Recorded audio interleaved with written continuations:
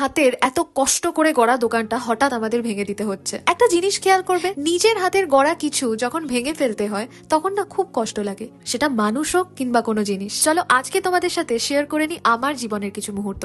Hi guys, আমি lily আর তোমরা দেখছো পারফেক্টলি ডিফারেন্ট। ঘড়ির কাঁটায় তখন ভোর 4টে।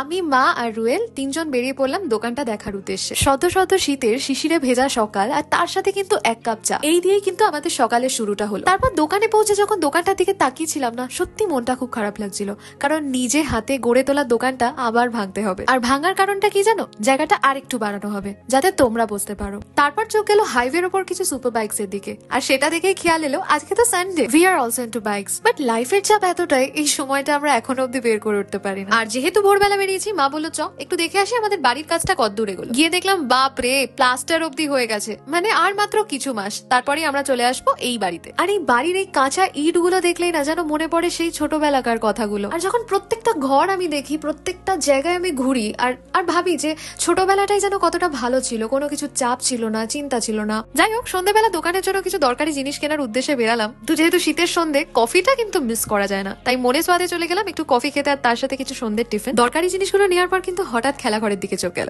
হ্যাঁ, এই সেই দোকান যেই দোকানে আমরা 7 বছর আগে বাচ্চা পার্টিরা মিলে সব ভিড় জমাতাম, কিন্তু এখন এই কাকুর দোকান প্রায় সময় ফাঁকা থাকে। আর যেহেতু শীতকাল, ভাবলাম চলো একটা ক্রিকেট ব্যাট কিনেই নেওয়া যায়, সবাই মিলে নয় একসাথে খেলা যাবে। যাই হোক, আমি কাল থেকে ট্রাই করছি ব্লগটা যাতে আমি রেগুলার দিতে পারি। নেক্সট ভিডিওতে আমি তোমাদের সাথে শেয়ার করবো আমি কোথায় গায়েব ছিলাম এতদিন। তখনের জন্য তোমরা সবাই ভালো থেকো, সুস্থ থেকো। আর যদি আমার ভিডিওটা তোমাদের ভালো লেগে থাকে তাহলে অবশ্যই ফলো করতে কিন্তু ভুলো না। ততক্ষণের জন্য টাটা।